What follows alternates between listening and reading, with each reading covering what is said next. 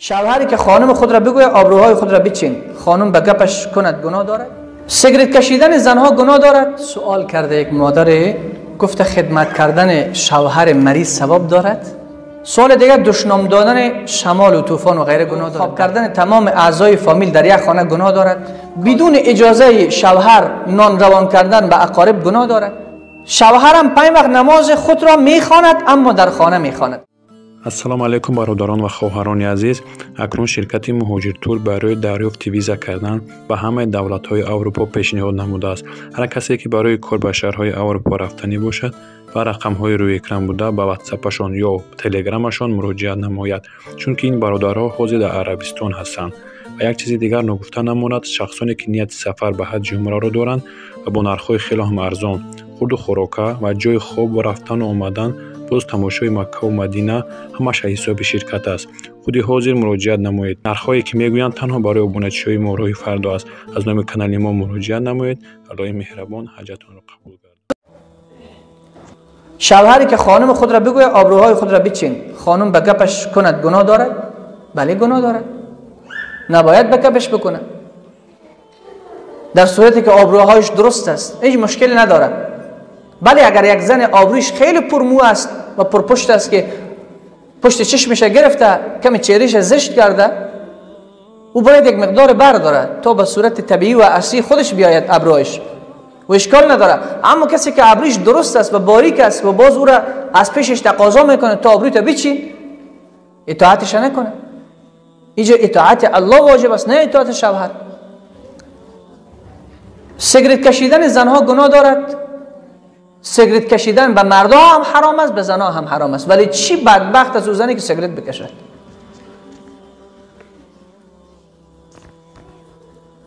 این جز ضرر چی دارد دیگر؟ خوبیش در کجای ازی است؟ شوشت خراب میکنه، سبب سرطان شش میشه، دهنت بدبو میکنه و خود دوت در قرآن نشانه و علامه عذاب بیان شده. بینن علمای معاصر میگه سیگرت کشیدن حرام است. این القاء الی التهلکه است. گویا یک نفر خودش که سیگرت میکشه گویا خودش به قتل رسانده باشه.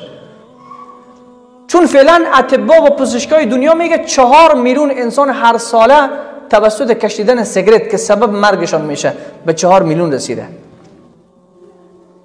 سیگرت هم به مرد حرام است هم به زن حرام است. سوال کرده یک مادر، گفته خدمت کردن شوهر مریض ثواب دارد؟ یعنی گرچه این جای سوال نیست، این کی نمیداند. یعنی وقتی به یک مریض کسی خدمت میکند،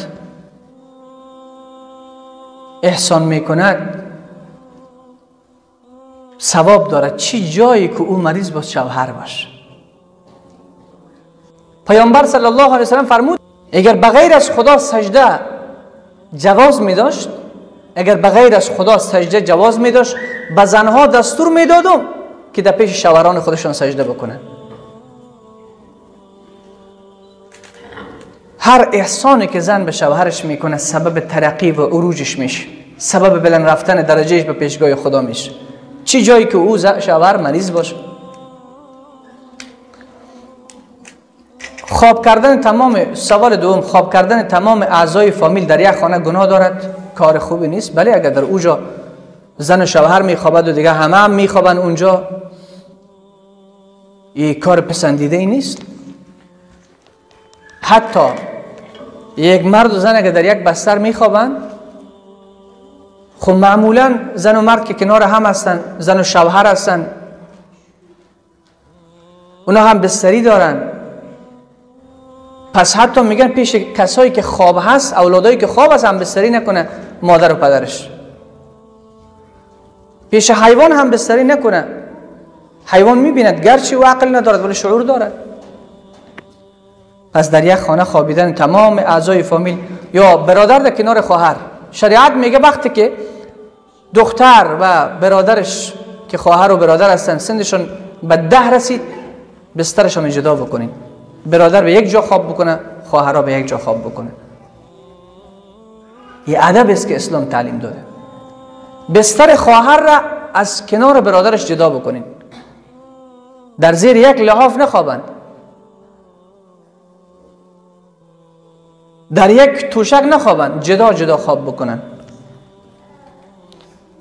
و تلاش بکنه پدر و مادر که اولادای خود از خانه به خانه دیگه بخوابانه و خودشون که کنار هم میخوابن.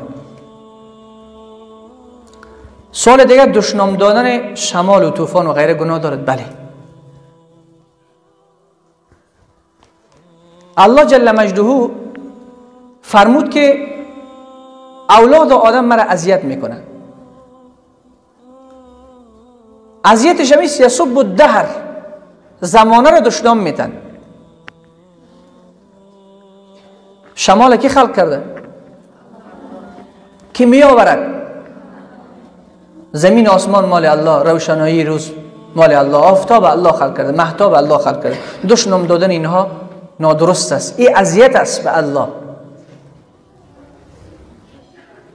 بوسیدن قرآن کریم گناه دارد؟ نه، گناه ندارد.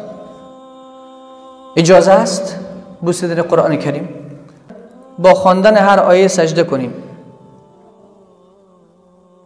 باید با خواندن هر آیه سجده کنیم. بله، 14 سجده داره قرآن.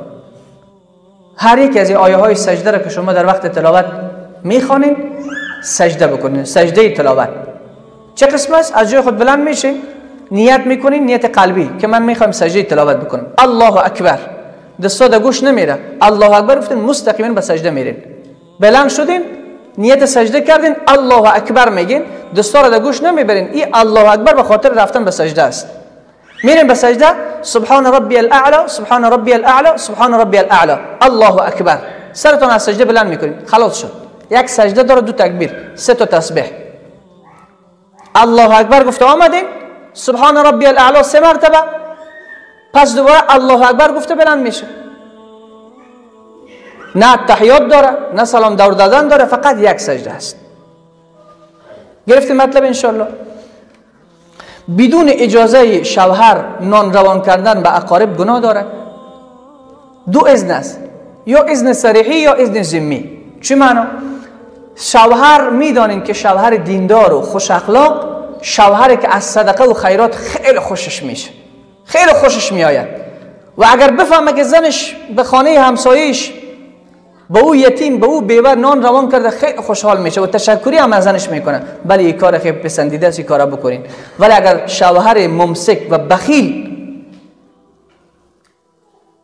که هیچ صدقه و خیرات نداره و خوشم نداره، در اون صورت بدون اجازهش روان کردن از پول شوهر درست نیست. ولی اگر از پول خودتان باشه اشکال نداره. خواب کردن بعد از نماز صبح گناه دارد؟ نه، گناه ندارد. اطباء میگه صحتمندی را هم خراب میکنه. بعد از نماز صبح دیگه چقدر خواب، از سر شب خواب تا به صبح. صبح هم بعضی ها میخیزن، طهارت که میگیرن، شاید همه چشمای خود نشوین که خواب ما نپره. همین که رفتن سر جای نماز، این نماز خواندن هم هست که یک دفعه باور کنید حرکات ورزشی ما تیز نیست، نه تسبیح است و نه الله، چشمم خواب نمیبینم چی خوانده. در سر جای نماز بازم تو خودم میندازن. اینا کسایی هستن که تصمیم دارن عمرشان باید ضایع تیر شود، تصمیم دارن عمر باید بکشن، عمر باید بی قیمت تیر شود. نه قرآن است، نه تسبیحات است، نه ذکر است، نه یاد الله است، در حالی که بهترین دعا وقت نماز صبح است، تسبیحات، خواندن قرآن. ولی کارا را نمی کنن. پس بنابراین خواب کردن گناه ندارد، اما کار خوبی نیست. شوهرم 5 وقت نماز خود را میخواند اما در خانه میخواند. عبدالله ابن عباس میگه کسی 5 وقت نماز در خانه بخواند، به مسجد نره، به جماعت، با نمازش الله را داخل جهنم میاندازد. چرا؟ جماعت واجب هست. مسجد برای چی ساخته شده که مردها مثل زنها در خانه نماز بخوانند؟ مسجد برای چی ساخته شده؟ پس امر الله باید با تمام و کمال انجام شود. الله 5 وقت نماز از مردا خواسته در جماعت داخل مسجد. اگر نماز داخل خانه میخوانه، عبدالله ابن عباس میگه با همین نمازش داخل جهنم میشود. نکاح کردن باعث پاک شدن گناههای گذشته میشود. رسول صلی الله علیه و سلم گفته کسی که ازدواج میکنه نصف ایمانش کامل میشه، نصف دیگه‌اش تلاش بکنه همین نماز و روزه و زکات و حج و تقوای الهی است. خب پس خیلی آدمی فکر هستن که روز نکاح کل گناههای ما پاک میشه. اما روز با قولای قدرلوچ است که ولی گناه پاک شده پس گشته شروع کنیم. روز آغاز گناه است.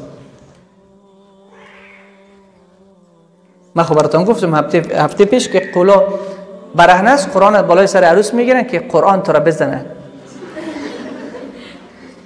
بالای سر عروس قرآن میگیره، قرآن تو را بزنه که قرآن خود تو را میگه پوت که تو خود سر کل کلی تا روش کردی، قرآن بالای سر گشته میبره تا همون جایی که میره و قرآن سرش هست که تو را بزنه. میگه قرآن، این قرآن میگه موسیقی حرام است تو اینجا داری، این قرآن میگه رقص حرام است تو اینجا داری، کارت بازی مال مسلمان است تو اینجا داری، میگه شمع در دادن اینجا مال آتش پرستا هست، مجوسی ها هست، تو یه شمع را در دادی. چی کارهایی که امروز مردم نمیکنن. وقتی که حرف بزنی باز مولای بیچاره رو دشنام میتن که ده همه چیز ما این کار داره. خب اگه کار نداشته بشه تو باز آتش پرست میشی، تو با اندو میشی. یک همه خمانده که گرد آتش یک چرخ هم بزنن.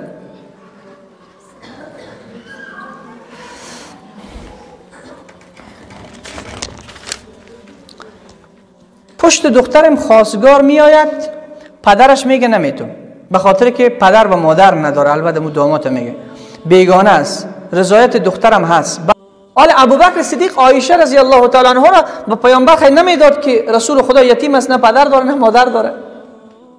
یا خدیجه پیامبر نمیگرفت که این نه مادر داره نه پدر داره. هیچ سخن پوچ به معنا است که پیش مردم است. فلانی پدر و مادر نداره، دو دختر نمیتونه. این منطق داره؟ اگر دیندار است، اخلاق داره، پس چی اشکال داره پدر و مادر داره نداره؟ کل ما میمیریم دیگه. همه ما پدر و مادر ما یک روز میمیرد و شاید هم پیش پدر و مادر بعضی ما بیشتر بمیریم. خواندن نماز پیش از اذان چه حکم دارد؟ اجازه نیست. به خاطر پیش از اذان دادن نماز خواندن وقت داخل نشده دیگه. وقت نماز داخل نشده، چطور نماز میخوانی تو؟